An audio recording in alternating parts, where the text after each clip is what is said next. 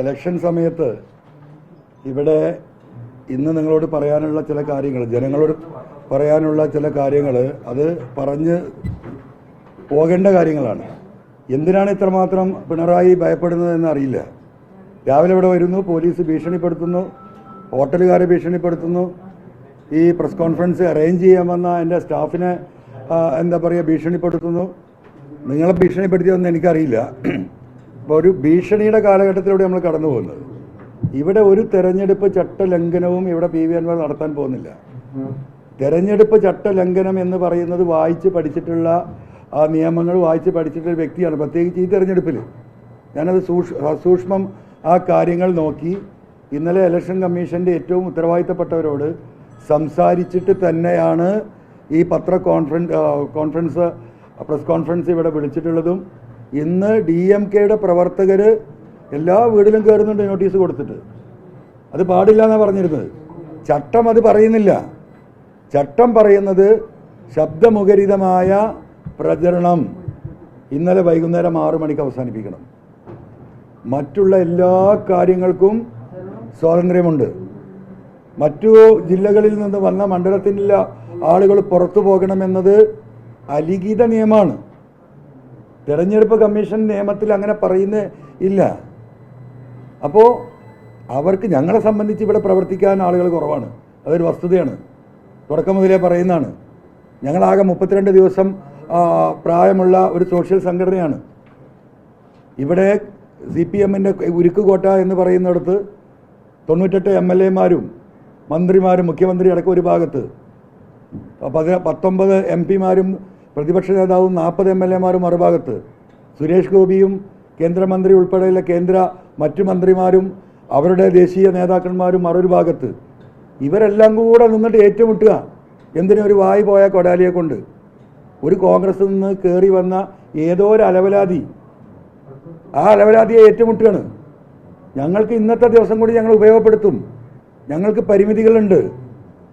അതിനെ ഭയപ്പെടുത്തിയിട്ടൊന്നും കാര്യമില്ല. ഒരുപാട് ഭയപ്പെടുത്തിയല്ലോ.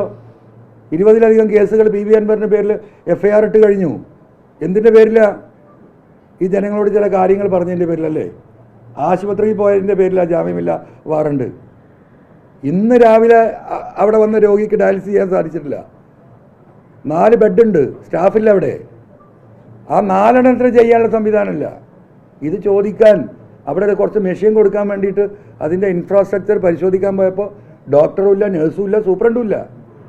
അതിന് ഞാൻ വർത്തമാനം പറയാം. എൻ്റെ രീതി അതാ, ഞാൻ പറഞ്ഞു പോകും. അതിൻ്റെ പേരിലാണെന്ത് കേസായിക്കോട്ടെ, അത് കുഴപ്പമില്ല. അപ്പം ഞാൻ ഇന്നിവിടെ വന്നത് 2 കാര്യങ്ങൾ നിങ്ങൾ അവതരിപ്പിക്കാനാണ്. പിണറായി കടന്നിട്ട് ഇങ്ങനെ ബേജാറാവൊന്നും വേണ്ട. ഇപ്പോൾ 25 ലക്ഷം ചെറുതുരുത്തിയിൽ നിന്ന് പിടിച്ചിട്ടുണ്ട്. ആർക്കും വന്ന പൈസ? ആരാ ചെറുതുരുത്തിയിൽ ക്യാമ്പ് ചെയ്യണത്? മരുമോനല്ലേ? അവിടെ നിന്നല്ലേ പൈസ മുഴുവൻ ഒഴുകുന്നത്? ആ 25 ലക്ഷത്തിൻ്റെ സോഴ്സ് ആരതാ? ആർക്ക് കൊണ്ടുവന്ന പൈസയാണ്? ഇപ്പോൾ കോളനികളിൽ പത്രക്കാർ ദയവായി ഒന്ന് അന്വേഷിക്കണം. കോളനികളിൽ അവർ കൊടുക്കുന്ന സ്ലിപ്പ് കവറില്ല. സാധാരണ സ്ലിപ്പ് കൊടുത്താൽ പോവുക. ആ കവറിൻ്റെ ഉള്ളിൽ സ്ലിപ്പിനോടൊപ്പം എന്താ? ബഹുമാനപ്പെട്ട മഹാത്മാഗാന്ധിയെ ചിത്രമുള്ള നോട്ടുകെട്ടുകളാണ്. ആരാ കൊടുക്കുന്നത്? അവിടെയാണ് വിഷയം. ഇവർ ഇതുവരെ പറഞ്ഞു നടന്നിരുന്ന എന്താണ്? കോളനികളുടെ വോട്ടിൽ ഒരു കുഴപ്പമില്ല. ഇത്രയും മോശമായ കോളനി വേറെ എവിടെയുള്ളത്? കേരളത്തിൽ കാണുമോ? ഞാൻ ഏറ്റവും കഷ്ടപ്പെടുന്ന നാട്ടിൽ പോകുന്ന ആളാണ്. ആഫ്രിക്ക പട്ടിണി പാവങ്ങളിൽ. അവിടെയൊക്കെ ഓലമേഞ്ഞ പുല്ലുമേഞ്ഞ വീടാണെങ്കിലും അതിനൊരു മണ്ണിൻ്റെ ചുമരും എന്താ പറയുക, നിലമൊക്കെ ഒന്ന് മണ്ണിട്ട് മെഴുകിയ വീട്ടിൽ അവരൊക്കെ താമസിക്കുന്നത്. ഇവിടെ ഒന്ന് പോയി നോക്കൂ നിങ്ങൾ. ഇടതുമുന്നണി തന്നെ കൊടുക്കുന്ന പണം കൊടുക്കേണ്ടടുത്ത് അവരെത്തി. പണം മാത്രമല്ല, മദ്യം ഒഴുക്കാൻ പോകും അവർ.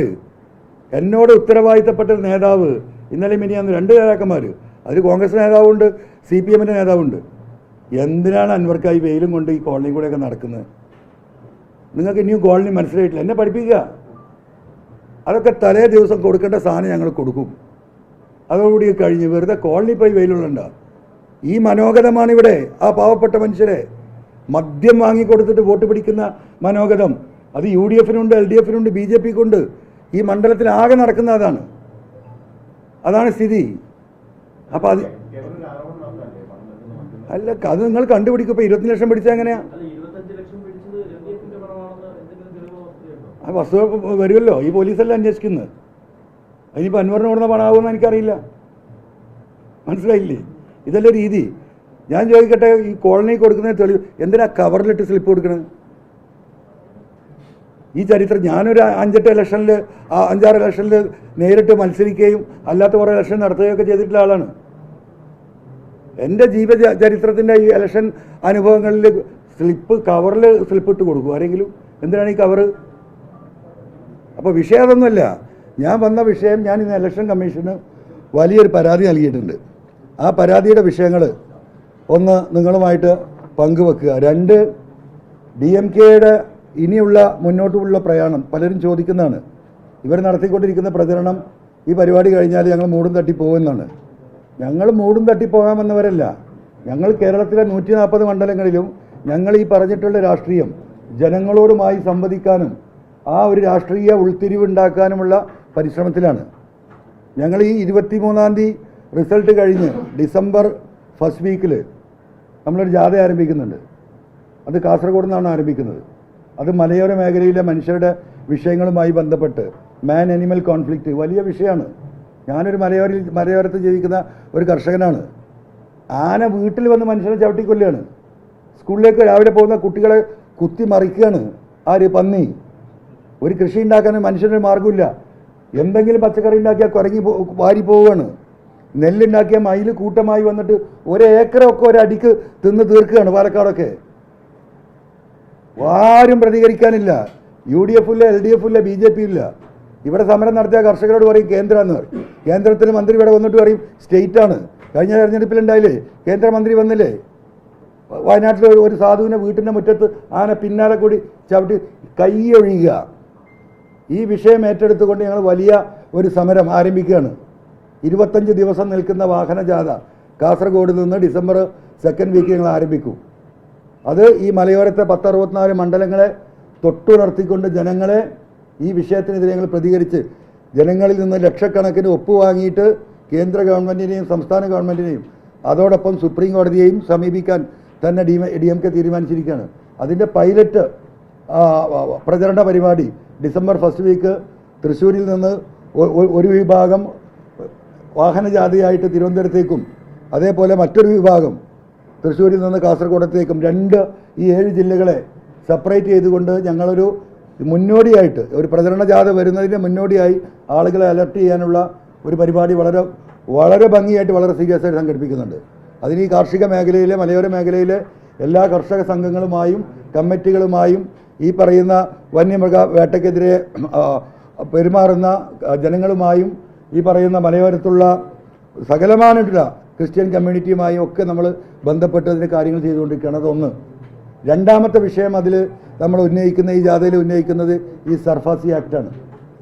ഈ മണ്ഡലത്തിലൂടെ നടക്കുമ്പോൾ കേരളത്തിൽ എവിടെ നടന്നാലും ഈ ഇരിക്കുന്ന പത്രക്കാരായ നിങ്ങൾ പോലും നിങ്ങളുടെ ബന്ധുക്കൾ പോലും എല്ലാവരുടെയും കിടപ്പാടം പണയത്തിലാണ്. എന്തിനു വേണ്ടിയിട്ടാണ് പണയം വെച്ചിട്ടുള്ളത്? ഒന്നുമില്ലെങ്കിൽ ചികിത്സക്കാണ്, അല്ലെങ്കിൽ മക്കളുടെ വിദ്യാഭ്യാസത്തിനാണ്. ഇതാണ് മേജറായിട്ട് വരുന്നത്. ആരതിൻ്റെ ഉത്തരവാദി? ഈ സർക്കാർ ആശുപത്രി മുഴുവൻ ഉണ്ടായിട്ട് ചികിത്സ കൊടുക്കാൻ കഴിയാത്തതുകൊണ്ടാണ് കിടപ്പാടം പണയം വെച്ചിട്ട് ഈ സാധുക്കൾ ആശുപത്രിയിൽ പോയി ചികിത്സിക്കേണ്ടി വരുന്നത്. അതിനു വേണ്ടിയെടുത്ത ലോണാ. അതുപോലെ തന്നെ മക്കൾക്ക് വിദ്യാഭ്യാസം നടത്താൻ ഇവിടെയുള്ള പരിമിതമായ സൗകര്യം, മക്കൾ പുറത്തുപോയി പഠിക്കാൻ എങ്ങനെയെങ്കിലും കുടുംബം രക്ഷപ്പെടട്ടെ എന്ന നിലക്ക് ഈ കിടപ്പാടം പണയം എടുത്ത് ലോൺ എടുത്ത 2 ലക്ഷവും 5 ലക്ഷവും എടുത്ത ആളുകളെ മുഴുവൻ കൊല വിളിക്കുകയാണ് ഈ സർഫാസി ആക്ടിൻ്റെ പേരും പറഞ്ഞിട്ട്. ആരാ ചെയ്യുന്നത്? ഇവിടെ CPM-ന്റെ കയ്യിലല്ലേ സഹകരണ ബാങ്കുകൾ മുഴുവൻ. ഇന്നിപ്പോൾ അത് കേരള ബാങ്ക് ആക്കിയില്ലേ? എന്നിട്ട് 2 ലക്ഷം രൂപ ലോൺ എടുത്തവനെ 10 ലക്ഷത്തിൻ്റെ പ്രോപ്പർട്ടി പിടിച്ചങ്ങോട്ട് പറിച്ച് വാങ്ങുക. ഇവർ കയറെടുക്കുക, നടുറോഡിലേക്ക് ഇറങ്ങുകയാണ്. റോഡ് സൈഡിൽ കൂര കെട്ടി താമസിക്കുന്നു കേരളത്തിൽ ആയിരക്കണക്കിന് ആളുകൾ. ആരാ ഭവനം പിടിച്ചെടുക്കുന്നത്? അതിനൊരു ബില്ല് കൊണ്ടുവന്നു കഴിഞ്ഞ നിയമസഭയിൽ, ജപ്തി നിരോധന ബില്ല്. ഒരാളെ പറയാൻ പറ്റുമോ പിണറായിക്ക്? ആ ബില്ല് വലിയ കൊട്ടിക്കൊഴിച്ച ബില്ലായിരുന്നല്ലോ. ഒരാളെ ജപ്തി നടപടിയുടെ അതിൻ്റെ പേരിൽ നിർത്തിവെച്ചത്. ആളെ പറ്റിക്കുക. അപ്പം ഞങ്ങളതിൽ ഉന്നയിക്കുന്ന, ആ സമരത്തിൽ ഉന്നയിക്കുന്ന രണ്ടാമത്തെ വിഷയം ഈ സർഫാസി ആക്റ്റാണ്. ആ സർഫാസി ആക്ടിൻ്റെ മറവിൽ മനുഷ്യരെന്താ ചെയ്യുന്നത്? ഞങ്ങളതിന് പ്രതിരോധം തീർക്കാൻ തീരുമാനിച്ചിരിക്കുന്നത്. ജനകീയ പ്രതിരോധ സമിതികൾ കേരളത്തിലുടനീളം ഉണ്ടാക്കും. ഈ ജപ്തി ചെയ്യുന്ന വസ്തു വാങ്ങാൻ ഒരാളും തയ്യാറാവില്ല. തയ്യാറാകുന്ന ആളുകൾക്കെതിരെ ജനകീയ പ്രതിരോധം തീർക്കും. അവരെ ഈ സമൂഹത്തിൽ ഒറ്റപ്പെടുത്തും. അവർക്ക് ഊരുവിലക്കുണ്ടാക്കും ജനങ്ങൾ കൂടിയിട്ട്. ഒരാൾ വന്നിട്ട് ഈ പറയുന്ന ബാങ്കുകൾ ജപ്തി ചെയ്യുന്ന സാധനങ്ങൾ എടുക്കാൻ ഞങ്ങൾ സമ്മതിക്കില്ല. നമുക്ക് നോക്കാം, ഈ ബാങ്കെല്ലാം കൂടിയിട്ട് ഇത് വിഴുങ്ങുമോ? തിന്ന് തീർക്കാൻ പറ്റുമോ ഈ വീടൊക്കെ? അതിന് സമ്മതിക്കില്ല. അതിന് ജനകീയ പ്രതിരോധം ഉണ്ടാക്കും. ആ പ്രതിരോധവുമായിട്ട് ഞങ്ങൾ മുന്നോട്ട് പോകും. അതാണ് രണ്ടാമത്തെ കാര്യം. മൂന്നാമത്തെ കാര്യം, ഈ നാട്ടിൽ നടക്കുന്ന, ഇവിടെ നടന്നുകൊണ്ടിരിക്കുന്ന ഈ പറയുന്ന അനാവശ്യമായിട്ടുള്ള നമ്മുടെ പോസ്റ്റ്മോർട്ടമാണ്. ബ്രിട്ടീഷുകാരുടെ കാലഘട്ടത്തിൽ ആരംഭിച്ച നിയമത്തിൻ്റെ അടിസ്ഥാനത്തിലാണ്. കാരണം അനാവശ്യമായിട്ടുള്ള പോസ്റ്റ്മോർട്ടങ്ങൾ. യെസ്, ആ പോസ്റ്റ്മോർട്ടം തടയാൻ നിയമത്തിൽ മാറ്റം വരുത്തണം. വൈകുന്നേരം 5 മണിയായാൽ പോസ്റ്റ്മോർട്ടം ഇല്ല. അപകടത്തിൽപ്പെടുന്ന, ദുരന്തത്തിൽപ്പെടുന്നവർ, അതിലും വലിയ ദുരന്തമാണ് ഈ പോസ്റ്റ്മോർട്ടം. അതിൽ നിയമ ഭേദഗതി വരുത്തണം. അപകട മരണങ്ങളിൽ അനാവശ്യമായ പോസ്റ്റ്മോർട്ടം ഒഴിവാക്കി ഈ മനുഷ്യരെ സഹായിക്കണം. അതിന് നിയമ ഭേദഗതി വരുത്താനുള്ള ഒരു പോരാട്ടവും ഞങ്ങൾ ഈ സമരത്തിൻ്റെ ഭാഗമായി നടത്തുന്നുണ്ട്. ഇതാ ഇവിടെ പോലീസ് ഓഫീസർമാരുണ്ട്. എന്നും പോലീസ് സ്റ്റേഷനിൽ എന്താ പറയുക, പോസ്റ്റ്മോർട്ടത്തിന് പോവുക, ഡോക്ടർമാർ പോസ്റ്റ്മോർട്ടത്തിന് പോവുക. വാഹനം ഇടിച്ചാൽ മരിക്കുന്നത്. ഇന്ത്യയെ പോലുള്ള 150 കോടി ജനങ്ങളുള്ള ഈ നാട്ടിൽ എന്നും പോസ്റ്റ്മോർട്ടം. ഒരു വർഷം 15,000 പോസ്റ്റ്മോർട്ടമാണ് നിയമസഭയിൽ വന്ന കണക്ക് കേരളത്തിൽ. ദുരന്തങ്ങൾ ഉണ്ടാക്കുക മനുഷ്യർക്ക്. അതിന് നിയമ ഭേദഗതി വേണം. അതിന് കേന്ദ്രത്തിൽ സമ്മർദ്ദം ചെലുത്തണം. ഈ 3 വിഷയങ്ങൾ ഉന്നയിച്ചുകൊണ്ടാണ് ഞങ്ങൾ സമരമായി മുന്നോട്ട് പോകുന്നത്. എന്താണ് പ്രശ്നം? വയലേഷൻ അല്ലല്ലോ. നിങ്ങൾ ചീഫ് ഓഫീസറോട് നല്ല സംസാരിച്ചാണല്ലോ. ഏത് ആക്ട് പ്രകാരം വയലേഷൻ? ആക്ട് എഴുതൂ. അല്ല, യു റൈറ്റ് ഇറ്റ്. നോ. എന്ത് ആക്ടാന്ന് കൂടി നിങ്ങൾ പറഞ്ഞിട്ടില്ലല്ലോ. Violation of model code of conduct of what is this? Restriction on election during the period of 48 years above. എന്താണ്? What is the restriction? It has to come to know. Notice that there has been a violation of model code of conduct from your end. It is requested to ensure that the violation of MCC being, you show me that, you show me the law. Show me. ഞാൻ നിങ്ങളുടെ നേരത്തെ senior ഓഫീസറുമായി സംസാരിച്ചാണല്ലോ. ഈ election ആരാ നേരിടുന്നത്? കുഞ്ഞുമാൻ മാറിയിട്ടെന്നാ സംസാരിച്ച്.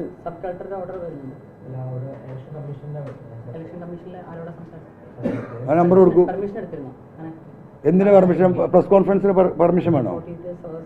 ആ ഇല്ലല്ല, നിങ്ങൾ അത് എഴുതു. വയലേഷൻ മാത്രം. എന്താണ് വയലേറ്റ് ചെയ്യുന്നത്? ഏത് ആക്ടിന്റെ, ഏത് റൂളിന്റെ അടിസ്ഥാനത്തിലാണ് വയലേറ്റ് ചെയ്യുന്നത്?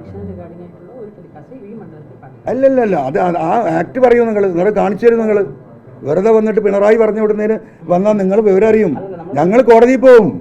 ഈ നിയമം അതിനെ അനുശാസിക്കുന്നില്ല. നിങ്ങൾ ആരുടെയെങ്കിലും എന്താ പറയുക, പിണയാളുകളായി വന്നിട്ട് കാര്യമില്ല. നിങ്ങൾ വരുന്നതിന് മുമ്പ് ആ ആക്ടെങ്കിലും നിങ്ങളൊന്ന് വായിച്ചു നോക്കണം. അല്ല, നിങ്ങളെ ഇലക്ഷൻ എന്ന് പറഞ്ഞാൽ എല്ലാവർക്കും ഉള്ളതല്ലേ? അത് എന്തിൻ്റെ അടിസ്ഥാനത്തിലാണ് നിങ്ങൾ വന്ന്? അതൊന്ന് വായിക്കൂ. പത്രക്കാരൊന്ന് കേൾക്കട്ടെ. പ്രസ് കോൺഫറൻസ് നടത്താൻ പാടില്ല 40 years ബിഫോർ ആ കോൺസ്റ്റിറ്റ്യുവൻസിയിൽ നിന്നൊന്ന് വായിക്കൂ. അതുണ്ടെങ്കിൽ ഇപ്പം നീക്കും ഞാൻ. നമുക്ക് പത്രസമ്മേളനം ചെറുതുരുത്തി പാലത്തിൻ്റെ അപ്പുറം നടത്താം. പാലത്തിനപ്പുറത്തേക്ക് ദയവായിട്ട് നിങ്ങളൊന്ന് വന്നാൽ മതി. കോൺസ്റ്റിറ്റ്യൂഷൻ്റെ പുറത്തു പോയില്ല. അത് വായിക്കുമത് നിങ്ങൾ. ഇത് പറഞ്ഞിട്ടേ പോകുന്നുള്ളൂ.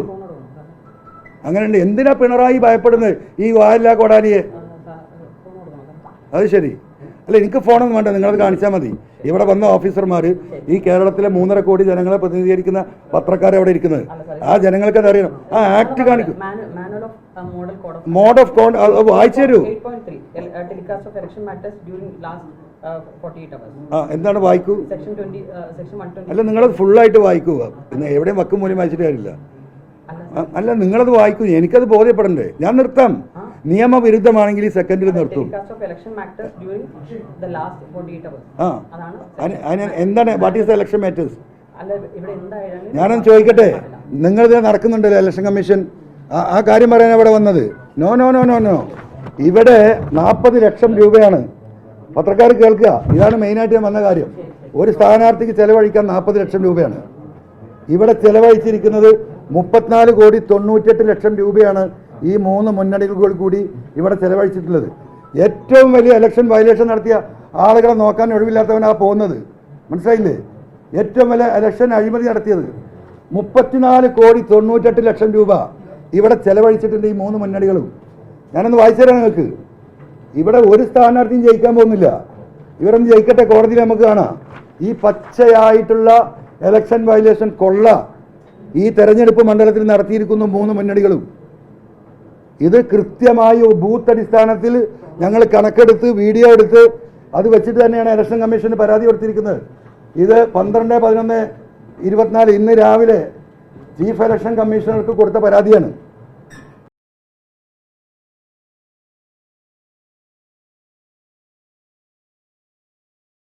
കണക്കുകൾ ഓരോ മുന്നണികളും. അപ്പം ഇത് കാണാൻ ഇവിടെ ഇലക്ഷൻ കമ്മീഷൻ കഴിവില്ല. ഇവിടെ office expense, poster, wall, notice, flex board, big hoarding, flag, balloon, t shirt, vehicles, human resources, panchayat level mass rally, last day campaign expense, star campaigner expenses, additional cost for the drivers. 33 മെമ്പർമാർ ഇവിടെ ഇപ്പോൾ LDF മൊത്തമുള്ളത് 99 ആളുകളാണ്. അതായത് 97 പറയുന്ന MLA മാരും 3 രാജ്യസഭാ MP മാരും. അതിനെ ഞങ്ങൾ 3ആയി ഡിവൈഡ് ചെയ്തു. 1/3 ഇവിടെ നിൽക്കുന്നു, 1/3 പാലക്കാട് വർക്ക് ചെയ്യുന്നു, 1/3 വയനാട്ടിൽ വർക്ക് ചെയ്യുന്നു. അവരുടെ താമസം, അവരുടെ ഭക്ഷണം, ഒരു ബൂത്തിൽ ആവറേജ് നിങ്ങൾ നടന്നു നോക്കണം. 5 ഓഫീസ് ഉണ്ട് ഇവർക്ക് ഒരു ബൂത്തിൽ. എല്ലാ അങ്ങാടിയിലും ബൂത്ത് കമ്മിറ്റിയാണ്. ഒരു ബൂത്തിന് ആവറേജ് 50,000 രൂപ ചിലവാക്കിയിട്ടുണ്ട്.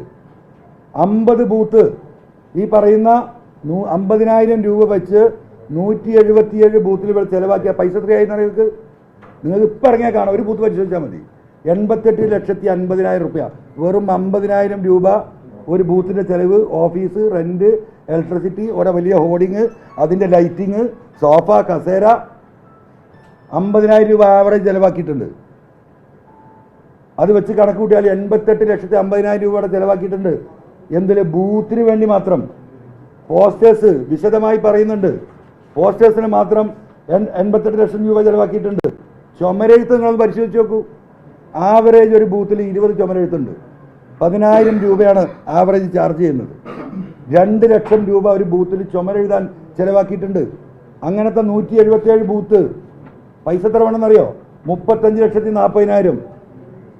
ഒരു മണ്ഡലത്തിലേക്ക് അടിച്ച നോട്ടീസുകൾ മാത്രം 10,62,000. ഫ്ലെക്സ് ബോർഡുകൾ 7 ലക്ഷത്തി ചില്ലാനം. ഓരോ മുന്നണി ചിലവാക്കിയ വലിയ ഹോർഡിങ്സ് നിങ്ങൾ കാണുന്നുണ്ടല്ലോ. ഓരോ മുന്നണിക്കും ആവറേജ് 30 എണ്ണം ഈ മണ്ഡലത്തിൽ. 60,000 തൊട്ട് 1 ലക്ഷം രൂപ വരെ അതിൻ്റെ പൈസ. അങ്ങനെ അങ്ങോട്ട് വരുന്നു. മന്ത്രിമാരുടെ താമസം. ഈ 33 മന്ത്രിമാർക്ക് ഇവിടെ താമസിക്കാൻ ആവറേജ് നമ്മളെടുക്കുമ്പോൾ 6,000 രൂപയാണ് ഒരു റൂമിന് വരുന്നത്. പിന്നെ അതിൻ്റെ കൂടെ അവരുടെ ഡ്രൈവർ, അറ്റ്ലീസ്റ്റ് മറ്റൊരു സഹായി, അവർക്കൊരു 2,500 രൂപ. അങ്ങനെ 33 ആളുകൾക്ക് ഈ 2 വിഭാഗത്തിനുമായിട്ട് 18 ദിവസത്തെ ചെലവ്. കോടികളാണ്. എന്തിനു വേണ്ടിയിട്ടാണ്? ഓരോരുത്തരും ദേശീയ നേതാക്കന്മാർ ഇവരെല്ലാം കൂടെ അവിടെ വന്ന് കൂടിയിരിക്കുകയാണ്. ഈ ചെലവഴിച്ച പൈസ ഈ കേരളത്തിലെ ജനങ്ങൾ, പ്രത്യേകിച്ച് ഈ ചേലക്കരയിലെ പാവങ്ങൾ ഇത് മനസ്സിലാക്കണം. 34,98,000 രൂപ ഇലക്ഷൻ കമ്മീഷന് കൊടുത്ത പരാതി അവർ പരിശോധിക്കാൻ തെളിവടക്കാ കൊടുത്തിരിക്കുന്നത്. ഈ 35 കോടി ഉണ്ടെങ്കിൽ ഞങ്ങൾ ഉണ്ടാക്കുന്ന 1000 വീട് വരെ ഉണ്ടാക്കി കൊടുക്കുക. അത് തടുക്കാൻ കമ്മീഷന് പരാതി കൊടുത്തു. ഇവിടെ വന്നിരുന്നല്ലോ. ഇപ്പം എന്തേ കമ്മീഷൻ പോയത്? എന്താ പോയത്? ഓലപ്പാമ്പ് കാണിച്ച് പേടിപ്പിക്കുകയെ. ഈ പറയുന്ന ഈ 35 കോടി എന്തിനാണ്? ഈ പ്രദീപനെ ഇവിടെ അറിയാത്തവരാരെങ്കിലും ഉണ്ടോ? ഈ പറയാ രമ്യ ഇവിടെ അറിയാത്തവരാരെങ്കിലും ഉണ്ടോ? ഈ നാട്ടുകാരനായ ബാലകൃഷ്ണനെ BJP സ്ഥാനത്ത് അറിയാത്തവരാരുണ്ടോ? പിന്നെ എന്തിനാണ് ഈ പ്രചരണം? ഈ കോടികൾ മുടക്കിയത്?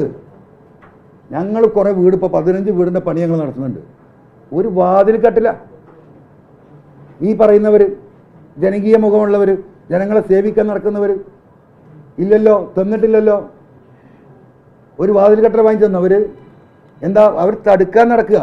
ഒന്നും കൊടുക്കൂല. പട്ടിണി പാവങ്ങൾ ആഫ്രിക്കയിലേയും പുറകിൽ. അങ്ങനെ ദാരിദ്ര്യത്തിൻ്റെ അങ്ങേ തലയിൽ കൊണ്ടുപോയി നിർത്തുക.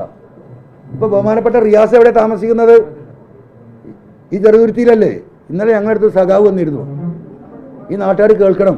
സഖാവ് ഉമ്മർ അവിടുത്തെ ബ്രാഞ്ച് സെക്രട്ടറിയാണ്. 45 കൊല്ലമായി രാധാകൃഷ്ണൻ്റെ കൂടെ പൊതുപ്രവർത്തനം നടത്തുക. ആ സാധുവിന് 3 പെൺമക്കളുണ്ടായിരുന്നു. 2 കുട്ടികൾ കുറച്ച് മുമ്പ്, വർഷങ്ങൾക്ക് മുമ്പ് ആക്സിഡൻറ്റിൽ റെയിൽ ക്രോസ് ചെയ്യുമ്പോൾ മരിച്ചു. നമ്മളൊക്കെ വേദനയോട് കേട്ടതാ.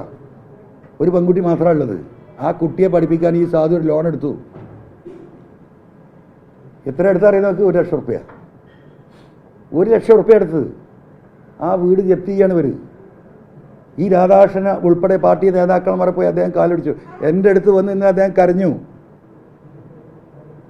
ഈ വെക്കുന്ന ഹോർഡിങ് 1 ലക്ഷം ഹോർഡിങ് 30 ഹോർഡിങ് അവർ വെച്ചിരിക്കുന്നത്. ഞങ്ങൾ കിട്ടിയെണ്ണം 1 ലക്ഷം റുപ്യ ഏറ്റവും ഉണ്ട്. ഒരു ഹോർഡിങ്ങിൻ്റെ പൈസ സാധുവിന് കൊടുത്താൽ അയാളെ വീട് പോവോ? ഈ റിയാസിൻ്റെ കൺമുമ്പിലാണല്ലോ. ആ മനുഷ്യനൊന്ന് വിളിച്ച് സംസാരിച്ചൊന്ന് പോയി നോക്കിയോ? അല്ല ഉമർ സഖാവ് എന്താ പ്രശ്നം? എവിടുന്നാണ് ഈ പണം കൊടുത്ത് മറിക്കുന്നതെന്ന്? എവിടുന്നാണ് ഇത്? ആസിമൊയ്തീൻ തന്നെ കൊടുത്ത പരാതിയല്ല കേട്ടോ. ഇത് കൃത്യമായ കണക്കുകളുടെ അടിസ്ഥാനത്തിൽ ഇലക്ഷൻ കമ്മീഷൻ ഒഴിവാൻ പറ്റില്ല. ഇപ്പോൾ ഇവരെ ട്രൗസർ ഇട്ട് വന്ന് ഒരുത്തം ഇവിടെ വന്ന് പോയല്ലോ. അവനൊക്കെ ഇതിന് ഉത്തരം പറയണം. അവരുടെ കൺമുമ്പിലാണിത്. ഇത് ആയിക്കോട്ടെ, കർശന നടപടിക്കട്ടെ. കർശന നടപടി നമുക്ക് കാണാം. ഞാനും കർശനമായിട്ടുള്ള നിയമ പോരാട്ടത്തിന് തന്നെയാണ് ഒരുങ്ങുന്നത്. ഇവർക്ക് കണ്ണൂട്ടന്മാരല്ലേ ഈ നടക്കുന്നത്? പൊതുസ്ഥലങ്ങളിൽ പബ്ലിക് പ്ലേസിൽ ഇത് ഒട്ടിക്കാൻ പാടില്ല. സകല ഇലക്ട്രിക് പോസ്റ്റിൻ്റെ മുകളിൽ ഇതല്ലേ? ഒന്നിൻ്റെ മുകളിൽ കറുപ്പടിക്കുക ഒരു സാധാരണ. ഒറ്റൊരു സ്ഥലത്ത് ഈ ഇലക്ഷൻ കമ്മീഷൻ കറുപ്പടിച്ചിട്ടുണ്ടോ? ഒരു പാസ്റ്റർ മാന്തി പൊടിച്ചിട്ടുണ്ടോ? ആശുപത്രിയുടെ ചുമരിൽ വരെ ഇവരുടെ ചുമരെഴുത്തല്ലേ? ഇതിനെന്താ പറയാ? അഹങ്കാരം, ധിക്കാരം എന്നല്ല പറയാ. എന്നിട്ട് അതൊന്നും ഇലക്ഷൻ കമ്മീഷൻ കാണുന്നില്ല.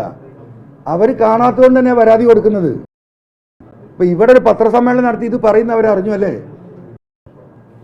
അതാണ് വിഷയം.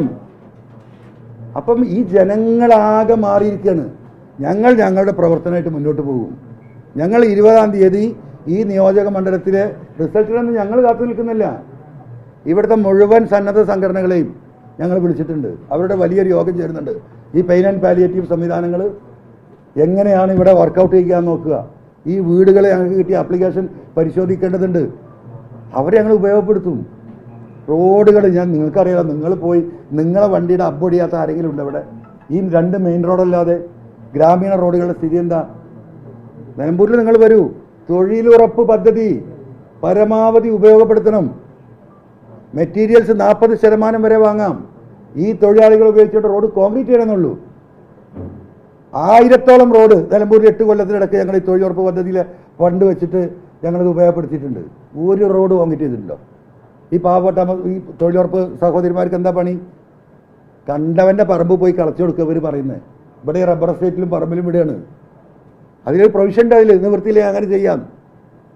അപ്പോൾ ഇവിടുത്തെ സകല മലയാളിമാർ ഈ തോട്ടത്തിൽ ഈ പാവപ്പെട്ട സഹോദരിമാരെ തൊഴിലുറപ്പ് പദ്ധതിക്ക് വിടുക. ഒരു റോഡും ഉണ്ടാക്കില്ല. ഒരു എന്താ പറയുക, ഒരു തോട് പോലും ജനങ്ങൾക്ക് ഉപകാരപ്പെടുന്ന കെട്ടാൻ ആ ജോലിക്ക് അവരെ വിടില്ല. ഇതാണോ കമ്മ്യൂണിസം? ഇത് എവിടുത്തെ കമ്മ്യൂണിസമാണ്? ഒരു 5 പൈസ കേന്ദ്ര ഫണ്ട് ഒരു പൈസ ഉപയോഗിച്ചിട്ടില്ല. ഈ SC ST കോളനികൾക്ക് എത്ര കോടി രൂപ ഞങ്ങളൊക്കെ ഉപയോഗിച്ചത് നിലമ്പൂർ? നിങ്ങൾ വന്ന് നോക്കൂ. ഇവിടെ ഒരു പൈസ എന്തായിട്ടില്ലാത്ത ആ കേന്ദ്രത്തിൻ്റെ ഫണ്ട് കിട്ടിയാൽ വലിയ BJP ആവും പേടിയാണ്. അപ്പം ഈ പട്ടിണി പരിവട്ടം എങ്ങനെ നിർത്തണം? PV അബ്ദുൾ വഹാബ് MP നിലമ്പൂരിൽ ലീഗിൻ്റെ MP ആണെന്ന് നിങ്ങൾക്കറിയാലോ. ഞാൻ എൻ്റെ രാഷ്ട്രീയ കാലഘട്ടത്തിൽ കഴിഞ്ഞ വർഷം 8 വർഷം പോരാടിയതാണ് കോൺഗ്രസ് ലീഗുമായിട്ട്. പക്ഷെ നിങ്ങളത് വന്ന് നോക്കൂ. ഞങ്ങളവിടെ നെക്സസാ. എന്തിനറിയോ? ആ നാടിൻ്റെ ഡെവലപ്മെൻറ്റിന് ഞാനും PV അബ്ദുൾ വഹാബും നെക്സസാ. നന്മക്ക് വേണ്ടിയിട്ട് പരിപൂർണ്ണ പിന്തുണയല്ലേ അദ്ദേഹത്തിന് കൊടുക്കാറ്. എത്ര കോടി രൂപയുടെ പ്രൊജക്റ്റ് കേന്ദ്രത്തിൽ നിന്ന് അദ്ദേഹം മണ്ഡലത്തിൽ കൊണ്ടുവന്നു? 25. അപ്പോൾ 5 പോയി. പിടിച്ചപ്പോൾ 25 പോട്ടെ, അതങ്ങനെ പോകും. ഈ കൊള്ളക്കാരായ പോലീസുകാരല്ലേ സ്വർണ്ണ അത് വലിയും. അപ്പോൾ ഞാൻ പറഞ്ഞു വന്നത് PV അബ്ദുൾ വഹാബ് MP അദ്ദേഹം ലീഗിൻ്റെ നേതാവാണല്ലോ. ഞങ്ങൾ നല്ല ഫൈറ്റാണ് രാഷ്ട്രീയമായിട്ട്. കാല് കുത്താൻ ഇടം കൊടുക്കാതെ ഞാൻ പോരാടിയിട്ടുണ്ട്. പക്ഷേ അവിടെ നടക്കുന്ന ഡെവലപ്മെൻറ്റിൽ ഞങ്ങൾ ഒന്നാണ്. അദ്ദേഹത്തിനെ കൊണ്ട് എന്തൊക്കെ ചെയ്യിക്കാൻ പറ്റുമോ അതിനൊക്കെ ഞങ്ങൾ സഹകരിച്ചിട്ടുണ്ട്. ഇപ്പോഴും ചെയ്യുന്നുണ്ട്. ഇവിടെ ഒരാളെയും കൊണ്ട് അടുപ്പിക്കില്ല. ഒരു കേന്ദ്ര ഫണ്ടും കൊടുക്കില്ല. എന്നാൽ ഇവർ കൊടുക്കുമോ? അവരും കൊടുക്കില്ല. അപ്പം കേന്ദ്ര സർക്കാരിൻ്റെ അനവധി സൗകര്യങ്ങളുണ്ട്. അത് ഉപയോഗപ്പെടുത്തില്ല ഈ പേരും പറഞ്ഞിട്ട്. ഇപ്പോൾ ഈ ജൻധൻ അക്കൗണ്ടുകൾ 500 രൂപ. ഇപ്പോൾ കൊറോണ സമയത്ത് അവിടെ കൊറോണ പിടിച്ച അപേക്ഷ കൊടുത്ത മുഴുവൻ ആളുകൾക്കും 3 തവണ 500 വെച്ച് ഞങ്ങൾ വാങ്ങിച്ചെടുത്തു. കേന്ദ്ര ഗവൺമെൻറ് തരുന്ന. എന്താ വാങ്ങിയ കുഴപ്പം? നമ്മുടെ നികുതിയല്ലേ, GSTൻ്റെ പകുതി പോവല്ലേ, കിട്ടാവുന്നതിൻ്റെ പരമാവധി വാങ്ങണ്ടേ? BJPയെ നമ്മൾ എതിർക്കുന്നത് അവരുടെ വർഗീയതയാണ്. അതിനെ ശക്തമായി മരിക്കണവരെ എതിർക്കും. പക്ഷെ അവർ ചെയ്യുന്ന നല്ല കാര്യങ്ങളെ സപ്പോർട്ട് ചെയ്യണ്ടേ, ജനങ്ങളെ സഹായിക്കുന്നത്? ഇവിടെ ഒരു അക്കൗണ്ട് പോലുമില്ല, ഒരു അക്കൗണ്ട് പോലുമില്ല. പിന്നെ മറ്റൊരു ലോണുണ്ട്, എന്താണ് മുദ്ര ലോണ്. ആ മുദ്ര ലോൺ വഴിയിട്ട് എന്താ പറയുക, പ്രത്യേകിച്ച് സ്ത്രീകൾക്ക് തൊഴിൽ ചെയ്യാനുള്ള ഒരുപാട് സംവിധാനങ്ങൾ ലോൺ കൊടുക്കുന്നുണ്ട്. ഒരു പൈസ ഗ്യാരണ്ടി വേണ്ട, കൊളാറ്ററൽ വേണ്ട. എത്രയോ ആളുകൾക്ക് സ്ത്രീകൾക്കവിടെ വാങ്ങിക്കൊടുത്തു. കേരളയൊക്കെ നിങ്ങളൊന്ന് പോയി നോക്കണം. ഞാൻ ആ മണ്ഡലത്തിൽ മാത്രമല്ല, Nilambur PV Anvar MLA office നിലമ്പൂർക്കാർക്ക് മാത്രമല്ല, ആ മണ്ഡലത്തിലെ സകലമാന മണ്ഡലത്തിൽ നിന്ന് ആളുകൾ വരാറുണ്ട്. അവരെ നമ്മൾ സഹായിക്കാറുണ്ട്. അതിന് സിസ്റ്റൻ്റെ അവിടെ. അപ്പോൾ ഒരു പണിയില്ലാതെ നടക്കുന്ന സഹോദരിമാർ വരുമ്പോൾ നമ്മൾ അവരെ പ്രൊമോട്ട് ചെയ്യും. നിങ്ങളൊരു 10 മെഷീൻ വാങ്ങ്, ഒരു മുദ്രാ ലോൺ കൊടുക്ക്. അവർ വാങ്ങി 35% സബ്സിഡിയാണ്. 10 ലക്ഷം വെച്ച് പലർക്കും വാങ്ങിച്ചു കൊടുത്തു. 2 ആൾ 3 ആൾ വെച്ച് തുടങ്ങിയ സഹോദരിമാരുടെ ആ യൂണിറ്റുകൾ ഇന്ന് 30-40 ആളുകൾ വർക്ക് ചെയ്യുക. ചിലരൊക്കെ 1 കോടിയിലെ വിറ്റുവരവിലേക്ക് എത്തി. ഇതല്ലേ രാഷ്ട്രീയ പ്രവർത്തനം? അപ്പം എന്താ അത് പറ്റൂല? അതെന്താ? മുദ്ര ലോൺ കിട്ടുക, ആ പേപ്പറിൻ്റെ മുകളിലുണ്ടാവും ആ പ്രധാനമന്ത്രിയുടെ ഒരു ഫോട്ടോ. അത് കണ്ടാൽ ഈ ഫോട്ടോ ഒന്നായിട്ട് പോകുന്ന ഇവരെ പേടി. നിലമ്പൂരിൽ ഒരു ഒറ്റ സീറ്റില്ല BJPക്ക് ഇതൊക്കെ ചെയ്തിട്ട്. അതാണ് രാഷ്ട്രീയം.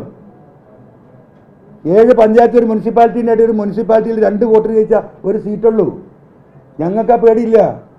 ഞങ്ങൾ കേന്ദ്രത്തിൽ നിന്ന് കിട്ടുന്ന സകലമാന സാധനങ്ങൾ നമ്മൾ വാങ്ങിച്ചു കൊടുക്കും.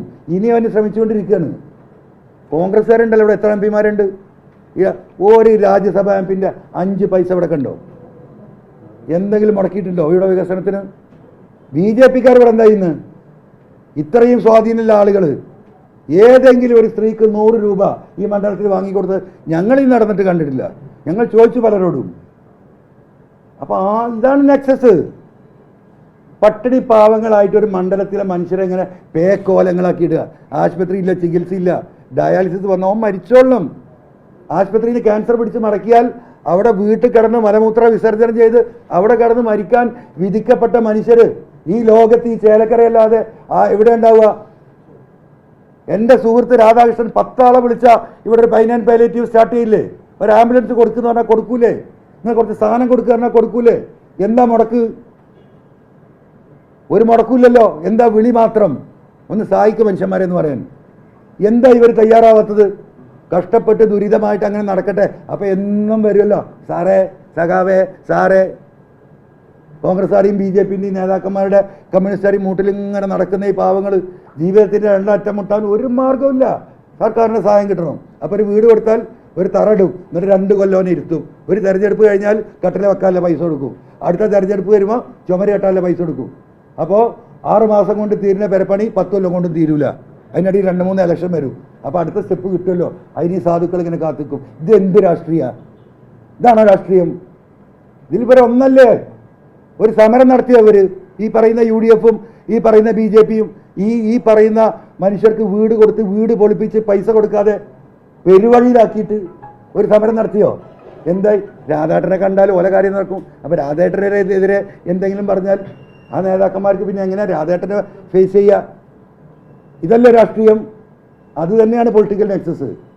അപ്പോൾ ഞങ്ങളിത് പറഞ്ഞുകൊണ്ടേയിരിക്കും. പറയാൻ തന്നെ തീരുമാനം. അതിനെ ഭയപ്പെടുത്തിയിട്ടും പേടിപ്പിച്ചിട്ടും ജയിലിലടിച്ചിട്ടൊന്നും കാര്യമില്ല. ഞങ്ങൾ കേരളത്തിൽ ഉടനീളം യാത്ര ചെയ്ത് ജനങ്ങളോട് സംസാരിക്കും. അതിന് ദൈവം ഞങ്ങൾക്ക് തന്നൊരു ചാൻസാണ് ഈ പറയുന്ന ചേലക്കര. ഈ തെരഞ്ഞെടുപ്പ് കൂടി ഇല്ലെങ്കിൽ ഈ സാധുക്കളെക്കുറിച്ച് ആരറിയാനാ? ഒരു ഉപതെരഞ്ഞെടുപ്പ് വന്നില്ലെങ്കിൽ ഈ നാടിൻ്റെ അവസ്ഥ നിങ്ങൾക്ക് ചിന്തിക്കാൻ പറ്റുമോ പത്രക്കാർക്ക്? ഇങ്ങനെയൊരു നാട് കേരളത്തിലുണ്ടെന്ന്. അപ്പോൾ അതുകൊണ്ട് തന്നെ സുധീർ അടിച്ചു കയറി മുന്നോട്ട് പോവുകയാണ്.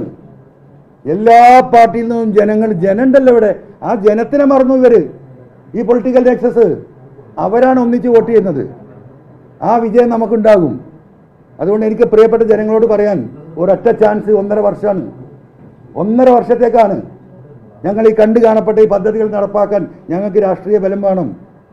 ഇവിടെ പഞ്ചായത്ത് ഉണ്ടാക്കി കൊടുക്കുന്ന വീടിന് പെർമിറ്റ് കിട്ടണം. ആ പെർമിറ്റിന് കംപ്ലീഷൻ സർട്ടിഫിക്കറ്റ് കിട്ടണം. പിന്നെ നമ്പർ കിട്ടണം. പിന്നെ ഇലക്ട്രിസിറ്റി കിട്ടണം. റവന്യൂ ടാക്സ് കിട്ടണം. ഇതൊക്കെ തരാനുള്ളവർക്ക് എല്ലായിടത്തും ആരാണ്? ഇവർ തന്നെയാണ്. ഇപ്പോഴേ തടവ് തുടങ്ങി. അപ്പോൾ ഒരാളെങ്കിലും, ഒരു ജനപ്രതിനിധിയെങ്കിലും ഈ കാര്യമായി ഓടി നടക്കാൻ ഈ നാട്ടിലുണ്ടാവണം. അത് ബഹുമാനപ്പെട്ട ജനങ്ങളത് മനസ്സിലാക്കുന്ന ഞാൻ കരുതുന്നത്. അതുകൊണ്ട് പ്രിയപ്പെട്ട പത്രക്കാരെ, ജനങ്ങളെ, ഒരു പത്രസമ്മേളനം നടത്തിയിട്ട് 2 വാക്ക് പോലും പറയാൻ കഴിയാത്ത വിധം ഇവരിങ്ങനെ ഭയപ്പെട്ടിട്ടുണ്ടെങ്കിൽ സുധീർ 25,000 വോട്ടിൻ്റെ ഭൂരിപക്ഷത്തിൽ ജയിക്കുന്നില്ല ഞങ്ങൾക്ക് ഉറപ്പാണ്. ഞങ്ങൾ മിനിയാന്ന് വരെ 2,000 വോട്ടിന് പിറകിലായിരുന്നു. ഇന്നലത്തെ സർവേ റിപ്പോർട്ട് ഞങ്ങൾ ക്രോസ് ചെയ്തു 5,000. ഇന്ന് ജനതും കാണുകയാണല്ലോ. നമുക്ക് നോക്കാം. ജനം ഇവിടെ തീരുമാനിക്കും. ജനം എന്ന് പറഞ്ഞൊരു സംഗതിയുണ്ട്. അതിനെ ബഹുമാനിക്കാതെ അതിനങ്ങോട്ട് മുറിച്ച് കടത്ത് പോകാൻ നടത്തുന്ന ഈ നെക്സസിൻ്റെ ശ്രമം ജനങ്ങൾ പൊളിക്കും. അതുകൊണ്ട് ഈ പ്രതിസന്ധിയിലും പോലീസ് കേസെടുക്കുന്നൊരു സാഹചര്യം വന്നിട്ട് പോലും ഈ വിഷയത്തിൽ ഈ പത്രസമ്മേളനത്തിൽ വന്ന പത്രപ്രതിനിധികളെ, ആ റിസ്ക് എടുത്ത് വന്ന നിങ്ങളെ DMKക്ക് വേണ്ടിയും വ്യക്തിപരമായിട്ടും ഞാൻ അഭിനന്ദിക്കുകയാണ്.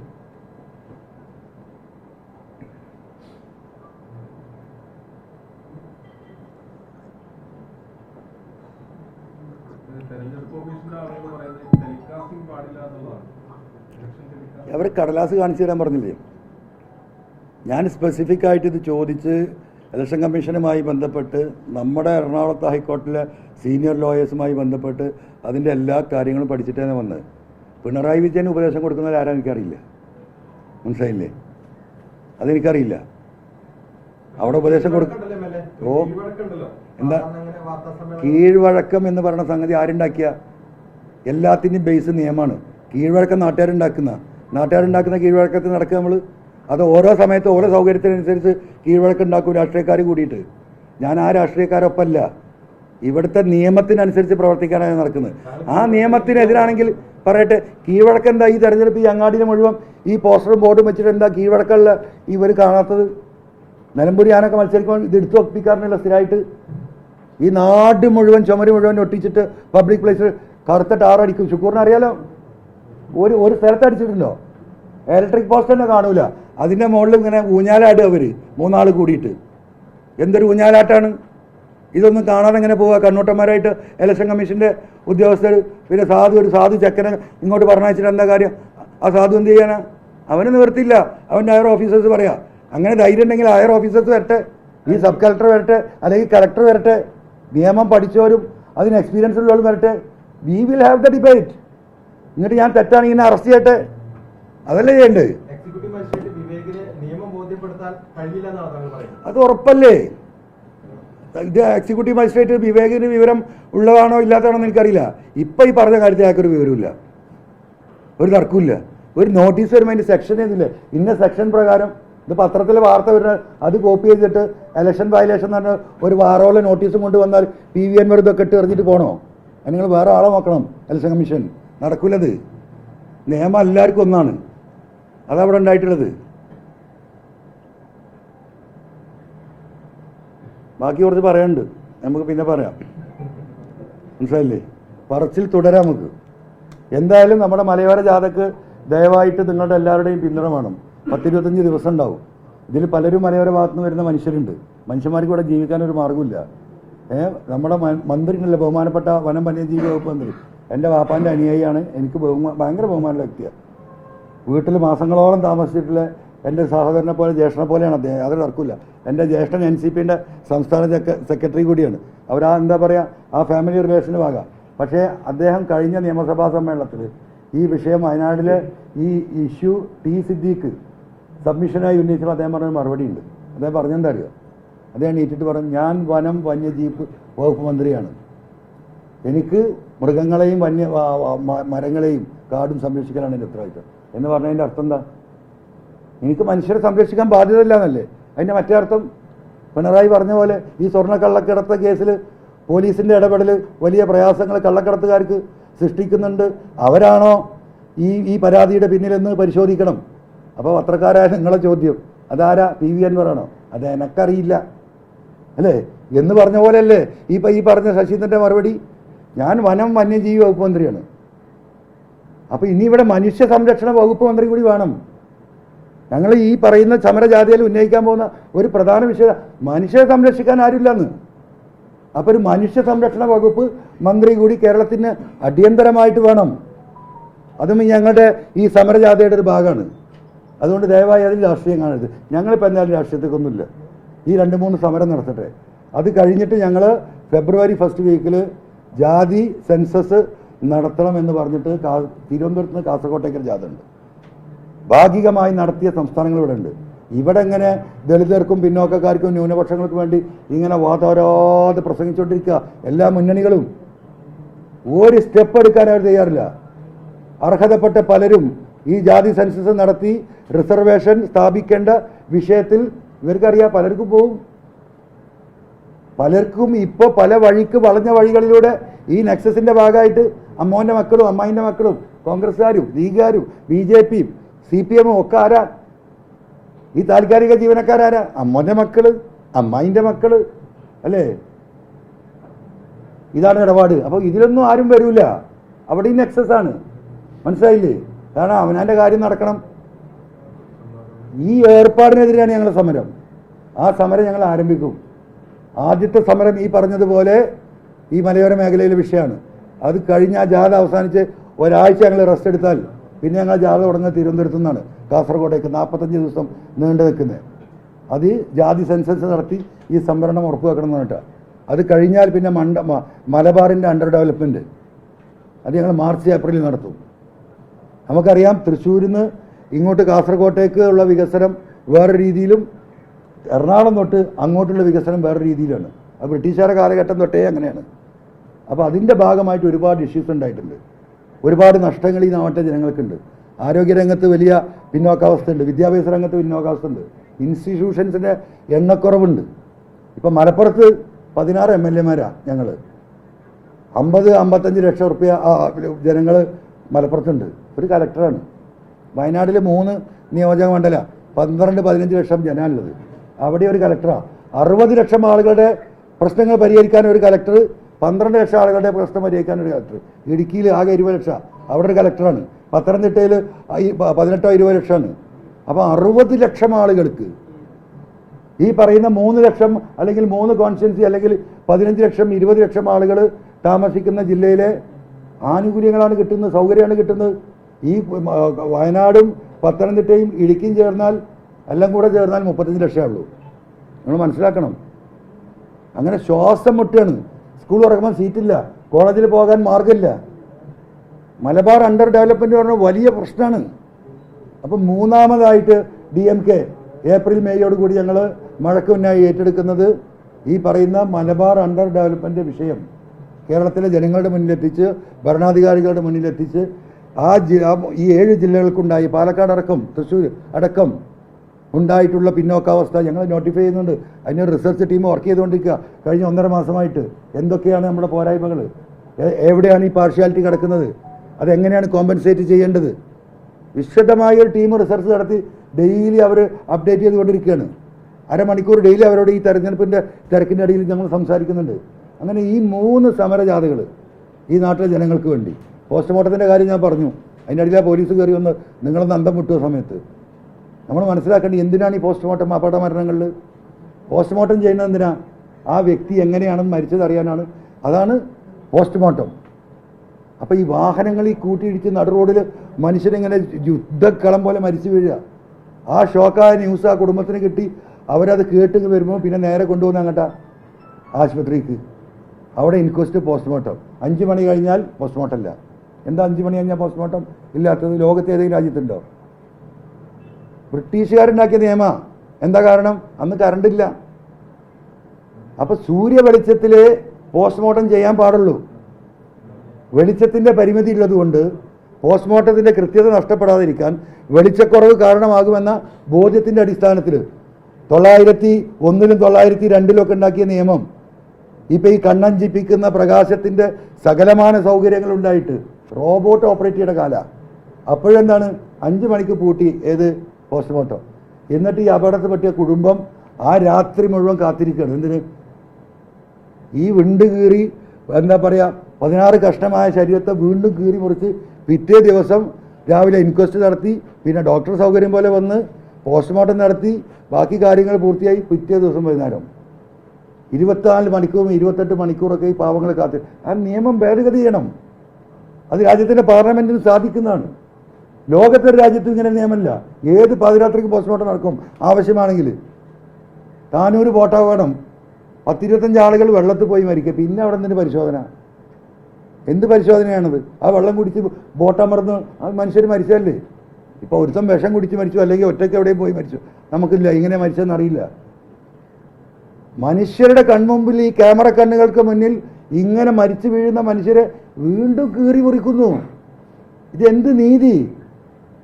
ഈ ജനപ്രതിനിധികളൊക്കെ ഇപ്പോഴും കിടന്നുറങ്ങല്ലേ? ആരെങ്കിലും ചോദിക്കുന്നുണ്ടോ?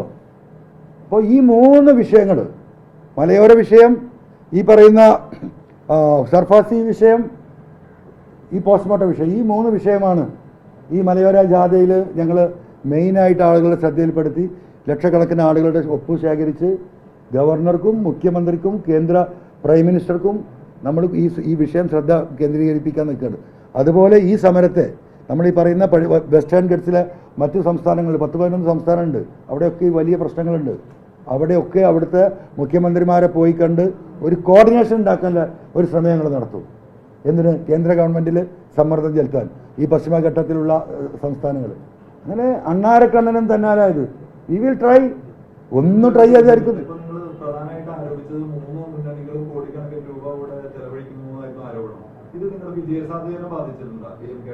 ഞങ്ങളെ വിജയസാധ്യത വർദ്ധിപ്പിച്ചിരിക്കുകയാണ്.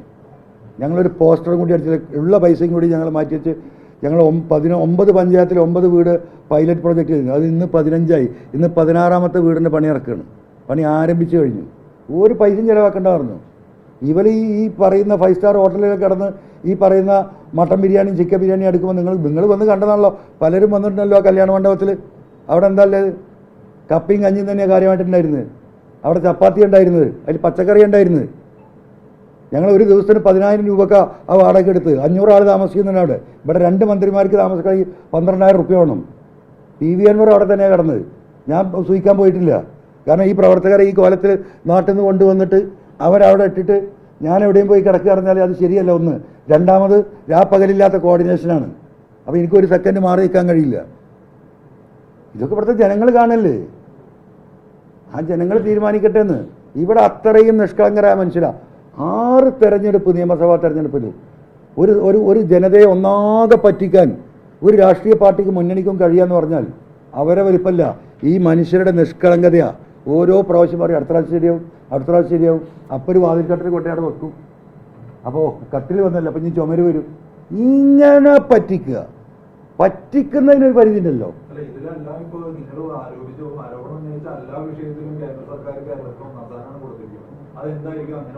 അല്ല, അത് കൊടുത്തുകൊണ്ടേയിരിക്കും. എല്ലാ പോലീസിനും 1-ാം സ്ഥാനമല്ലേ? അല്ലേ? ആ സ്ഥാനം ഇപ്പോൾ 25 ലക്ഷം പിടിച്ച് പെട്ടെന്ന് 5 ലക്ഷം കാണാതായത്. അല്ല, അതെനിക്കറിയില്ല. അപ്പോൾ കേട്ടോ, ഞാൻ ആദ്യം കണ്ടത് 25 ലക്ഷമാണ്, പെട്ടെന്ന് 20 ലക്ഷമായി. പോലീസുമായി ബന്ധപ്പെട്ട വിഷയത്തിൽ ഞാൻ പഠിച്ചത് മനസ്സിലാക്കിയ വലിയൊരു വിഭാഗം, പൂർണ്ണമായിട്ട് ഒരിക്കലും പറയുന്നില്ല കേട്ടോ, സോറി, ചെറിയൊരു വിഭാഗം, വലിയ വിഭാഗം വളരെ സത്യസന്ധരായ പോലീസുണ്ട്. അല്ലെങ്കിൽ നാടുണ്ടോ? വലുത് കുട്ടിച്ചോറാക്കൂലേ? അതിൽ കള്ളന്മാരുണ്ട്, ഉറപ്പല്ലേ? 200 ചില്ലാനും കള്ളന്മാർ ഈ ഇവിടുന്ന് സസ്പെൻഡ് ചെയ്ത് പോയിട്ടുണ്ട്. പച്ചയായി എന്താ പറയുക, നിയമലംഘനം നടത്തിയവർ. അതും കേരളത്തിൽ തന്നെയല്ലേ? അപ്പോൾ ആ വിഷയങ്ങളൊക്കെ ഈ നാട്ടിലെ ജനങ്ങൾ ചർച്ച ചെയ്യട്ടെ. പത്രക്കാരായ നിങ്ങളിതൊക്കെ കാണുന്നുണ്ടോ? നിങ്ങൾക്കും പറയാലോ. അച്ചാറ് വാങ്ങാൻ 70 രൂപക്ക് കണ്ണ് കാണാത്ത ഒരുത്തൻ MP സാറേ ഒരു അച്ചാറ് വാങ്ങിൻ്റെ സഹായിക്കും, നിനക്ക് വേണമെങ്കിൽ സെൽഫി എടുത്തോ എന്ന് പറയുന്ന MP മാർ ഇവിടെ വീണ്ടും നിയമസഭയിൽ മത്സരിക്കുകയാണ്. അതാണ് നാട്, അല്ലേ? അവരെ പറ്റി ഇങ്ങനെ ആ അനൗൺസ്മെൻറ്റ് വണ്ടിയിൽ നിന്ന് വിളിച്ചു പറയുന്നിട്ട് നമ്മളെ ഹൃദയം പൊട്ടിപ്പോ. സ്നേഹത്തിൻ്റെ മൂർത്തീഭാവം, കാരുണ്യത്തിൻ്റെ അലകടൽ. ഒരു അച്ചാറേ കണ്ണ് കാണാത്തൊരു സാധു ഒരു മറ കെട്ടിയൊരു കച്ചവടം നടത്തുന്നവിടുന്ന് ഒന്ന് സഹായിക്കുമെന്ന് ചോദിക്കുമ്പോൾ നിനക്ക് വേണമെങ്കിൽ സെൽഫി എടുത്തോ എന്ന് പറയുന്ന സംസ്കാരമാണ് ഈ പറയുന്ന നേതാക്കന്മാർക്കുള്ളത്. അത് ജനം തീരുമാനിക്കട്ടെ എന്ന്.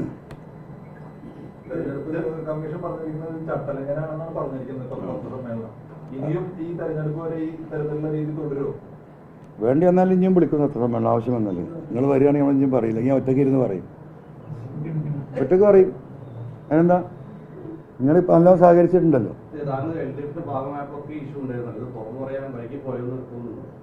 തുറന്നു പറയാൻ വൈകിപ്പോയി എന്നൊന്നും തോന്നുന്നില്ല. പറയേണ്ട ഘട്ടം വന്നപ്പോൾ ഞാൻ പറഞ്ഞിട്ടുണ്ട്. വൈകിപ്പോയാൽ എൻ്റെ ജീവിതത്തിലുണ്ടല്ലോ.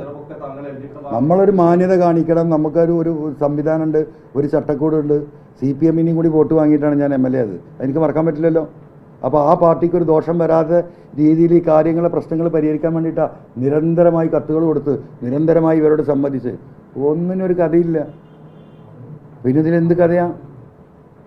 അപ്പോൾ ഒരു പൊതുപ്രവർത്തകൻ നിലക്ക് ഒരു സമൂഹത്തെ ഒരു വലിയ ഗർത്തത്തിലേക്ക് ഒരു സർക്കാർ തള്ളി കൊണ്ടുപോകുമ്പോൾ അരുത് കാട്ടാള എന്ന് പറയേണ്ട ഒരു ഉത്തരവാദിത്തം അത് എത്രയും ഞാൻ നിർവഹിച്ചിട്ടുള്ളൂ.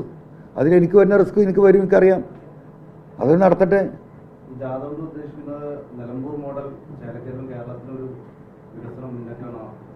അല്ല, ജാഥ വികസനവുമായി ബന്ധപ്പെട്ടില്ല, മനുഷ്യരുടെ നിത്യജീവിതവുമായി ബന്ധപ്പെട്ട ഈ നിയമങ്ങളുണ്ടാക്കിയ പ്രതിസന്ധികൾ, ഉദ്യോഗസ്ഥന്മാരുടെ എന്താ പറയുക അലംഭാവം, അവിടെ ഇടപെടാതെ ഗവൺമെൻറ്റിൻ്റെ ഈ പറയുന്ന പോലെ ഈ ഇടപെടാത്ത കൈ കഴുകുന്ന സ്വഭാവം, അതിനെതിരെയാണ് ഈ 3 വിഷയം. ഒന്ന് മാൻ ആനിമൽ കോൺഫ്ലിക്റ്റാണ്, 2 സർഫാസി ആക്റ്റാണ്, 3-മത്തത് ഈ പറയുന്ന നമ്മുടെ അനാവശ്യമായിട്ടുള്ള പോസ്റ്റ്മോർട്ടവുമായി ബന്ധപ്പെട്ട നിയമത്തിൻ്റെ തിരുത്തലാണ്. അതെല്ലാം 2 ഗവൺമെൻറ്റിനും ബാധകമാണ്.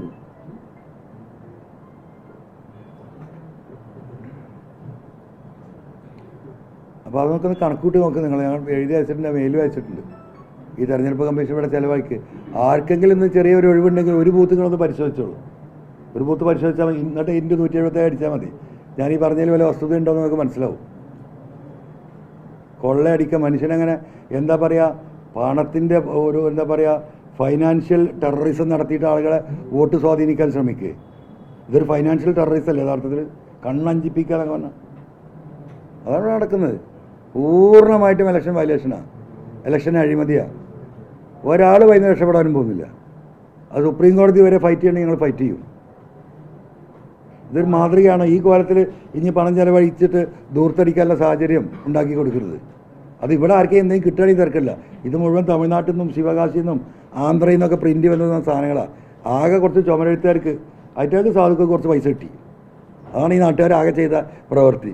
ബാക്കി മുഴുവൻ അന്യ സംസ്ഥാനങ്ങളാണ്. കോർപ്പറേറ്റുകളിൽ കരാർ കൊടുത്ത് അടിച്ചു മറിക്കുക, ലോറി കൊടുത്തിട്ട് ഇങ്ങനെ തട്ടല്ലേ, ടിപ്പർ ലോറി തട്ടുന്ന പോലെയാണ് സാധനങ്ങൾ തട്ടിയിരുന്നത്.